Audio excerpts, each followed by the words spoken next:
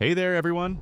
Welcome back to another episode of the That Time I Got Reincarnated as a Slime Light novel summary series on AniMonolith. Picking up from the last cliffhanger, the battle between Tempest's 1st and 3rd Corps and the Empire's tank division is now hitting its peak. After Gobta's Goblin Riders and the Green Numbers managed to breach enemy lines and take down one of the Empire's tanks, a visible drop in the enemy's morale followed. But their commander, Lieutenant General Gaster, was not the type to lose his cool for long. Enraged, he immediately launched a brutal counterattack. Gaster initiated an extreme strategy. He ordered 1,000 tanks to form a solid iron wall, locking their positions and pointing their turrets inward to completely block Gobta's advance. These tanks were immobilized by their own formation and couldn't use their main cannons effectively, but they unleashed a storm of bullets from their machine guns instead. On top of that, their infantry started pushing back aggressively. Gobta's unit quickly realized they were in serious trouble. For a moment, they even thought Benimaru's plan had failed. In the skies, Gabiru's airborne unit wasn't faring any better. They found themselves held off by 100 heavily armed airships under Major General Faraj's command. These top-secret Empire weapons were equipped with firepower, magic-disrupting radiation devices, and 5 magical cannons per ship, operated by 50 mages. Their primary purpose? To seal off beings like Veldora. These airships were once considered untested gimmicks. Until now. Faraj was determined to show the world how terrifying the Empire's airborne forces could truly be. Back in the control room, Benimaru remained calm. He ordered Gobta's unit to retreat using Shadow Step, but it didn't work. The Empire had activated their mana-disrupting radiation, effectively jamming all teleportation skills. Gobta's face turned pale. With no other option, he shouted, "Everyone, run to the forest as fast as possible." Gobta's facial expression changed as he shouted, and the Goblin Riders obeyed his orders. The forest was only 200 meters away. Normally, it would have only taken a few seconds to reach. But under that barrage of bullets, a few seconds felt like a death sentence. This sucks! I wonder if we can make it back alive. As usual, Gobta was panicking mid-run. Although he'd matured a lot since becoming a Corps commander, some habits die hard, cowardice included. But despite the chaos, his troops didn't lose faith. They knew Gobta's quirks inside out and genuinely trusted his instincts. His ability to turn disasters around had already become a legend. Meanwhile, Gaster, listening in on their comms, was infuriated by their optimism. His attention turned to Testarossa, standing unbothered amidst the chaos like the bullets didn't even matter. Consumed by his twisted obsession, Gaster dreamed of breaking her cool exterior, of seeing her cry and beg. Deluded and drunk on hate, he gave his most ruthless command yet. All remaining tanks, fire the main cannons. The battlefield was about to be engulfed in a wall of hellfire. High above the battlefield, 100 airships flooded the skies with magic-disrupting radiation. Their presence paralyzed the Goblin Riders, making it impossible for Gobta's troops to teleport out using Shadow Step. Worse still, Gabiru's airborne cavalry was struggling just to stay aloft. Every time they got close to the airships, a heavy force weighed their bodies down. It wasn't just the radiation, they were being bombarded by magical artillery. Thunder, fire, ice, and more.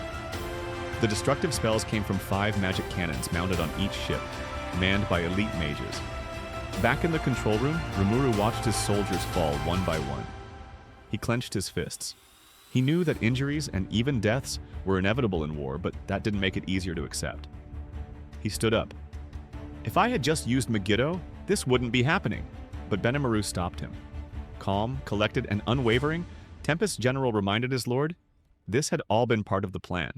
Tempest was no longer just a small monster nation protected by a demon lord. It had grown into a real country, a nation that had to stand on its own feet, built on unity, sacrifice, and trust. Diablo reinforced the point. Megiddo, Rimuru's trump card, while powerful, could be countered once exposed.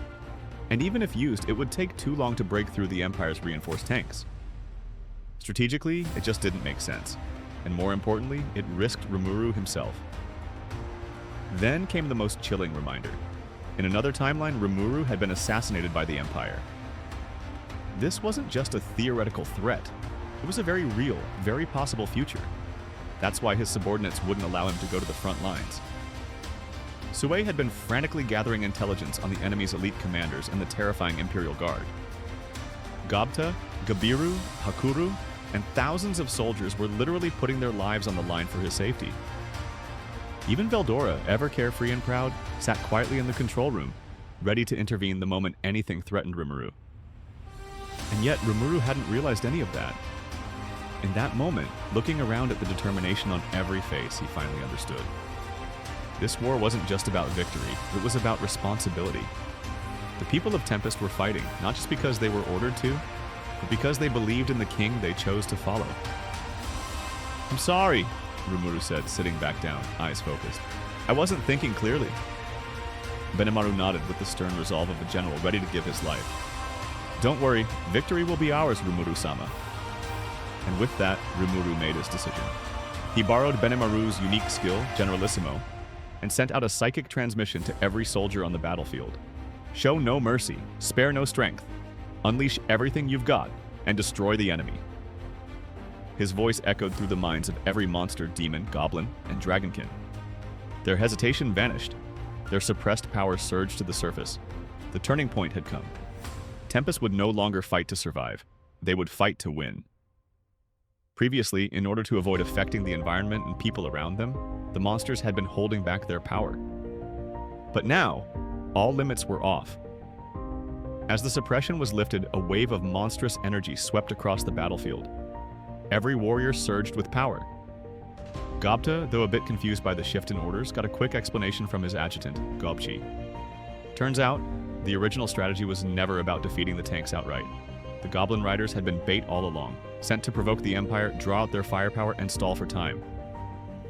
Meanwhile, Hakuru's green numbers infiltrated the Imperial rear. Benimaru's real objective is force the tanks to waste ammo, lure the enemy into a false sense of superiority, then crush them. Gobta wasn't exactly thrilled about being part of this masterful bait and switch.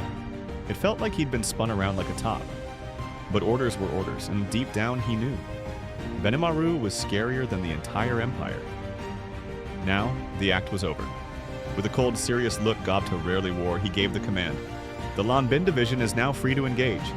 I'll handle the front lines myself, as one of the 4 Heavenly Kings." His troops immediately knew. He wasn't joking around this time. As a final gesture, Gobta turned to Testarossa, perched elegantly on Ranga's back. "Please separate from the squad. I can't protect you during what comes next." Smiling, Testarossa agreed and calmly stepped away. The monitoring act was over. The primordial demon was about to enter the battlefield for real. Then Gobta shouted the order to begin the offensive. A second later, he merged with Ranga using their ultimate fusion skill. A black mist enveloped them. When it cleared, Gobta had transformed into a towering humanoid wolf with 2 horns and pitch-black fur. A tank shell came screaming toward him. He punched it out of existence. Even with dozens of shells raining down, none of them left a scratch. Ranga's multi-layer barrier made Gobta invulnerable. Now fear spread through the Empire's ranks. What the hell is that thing? A monster like that belongs to the Demon Lord? The Imperial soldiers were shaken. Their formation was breaking. Gobta roared. A black lightning bolt crashed down onto the tank wall, electrocuting infantry and overloading the engines of even lightning-resistant tanks. Panic spread like wildfire. Soldiers abandoned their tanks, terrified of the next strike. Then, boom! One explosion after another. A chunk of the Empire's proud armored wall was reduced to burning debris. "I've been the bait long enough," Gobta said with a grin. "Time to go on the offensive." He dove into the remaining tanks like a storm incarnate. His next move? Gale Wolves Dance. A swirling black tornado charged with sonic booms and magical shockwaves. It tore through the battlefield with terrifying precision. The Empire's armored division, this supposedly invincible force, was crumbling. And at the center of it all, a goblin-turned legend tore through their lines unstoppable. The tide had turned. At the same time, high above the battlefield, a storm was brewing, not in the clouds, but in the hearts of the airborne warriors of Tempest. Gabiru had unleashed his power. Just like Gobta's team, Gabiru's unit had been ordered to fake defeat to bait out the enemy's trump card. Before the engagement intensified, Gabiru made a strategic decision. To protect the 3,000 airborne Wyvern Riders, who hadn't undergone full Dragonaut evolution and lacked magical resistance, he asked Ultima to evacuate them from the combat zone. That left only 100 elite Hiryu in the skies. Their task? Endure the full brunt of the enemy's magic fired from the Empire's airships. It was brutal. Soldiers were injured, strained, and pushed to their limits. But everything changed the moment Rimuru issued the command to fight at full power. With a roar, the Hiryu simultaneously activated their forbidden trump card, Dragon Body Transformation. This ancient ability boosted their strength, speed, and resilience to unimaginable levels, elevating them from A- to full A-rank combatants. But it came with a price. It pushed them into a near-feral state where losing control was a real risk. That's why the skill had been sealed until now. But for the sake of Rimuru, Gabiru and his men were ready to risk everything. With that, Tempest's strongest aerial force surged toward the Empire's vaunted airship unit. The question they carried with them: who truly rules the skies?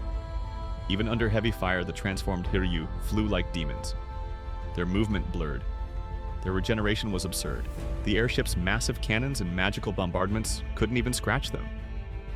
As for Gabiru, his defenses had reached a level where even direct hits meant nothing. His physical strength now rivaled that of ex-demon lords Frey and Carrion. One by one, the Empire's airships began to fall.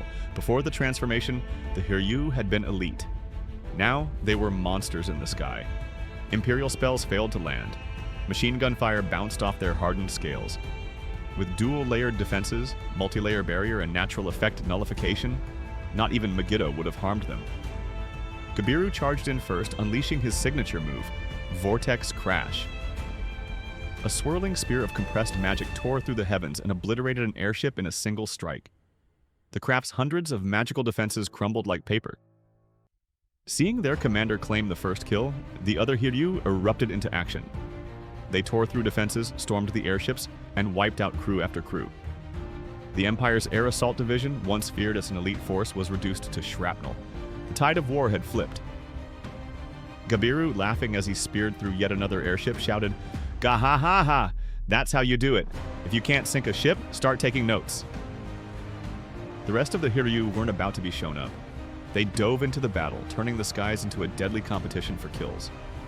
The Empire's proud air fleet, once poised to dominate the battlefield, had been reduced to prey, and the true rulers of the sky had made themselves known. And that's where we leave off in today's episode. The morale has shifted. The monsters are no longer holding back. But can this late-stage push turn the tide of war in time? Don't miss the next part. Subscribe, turn on notifications. Thanks for watching, and until next time.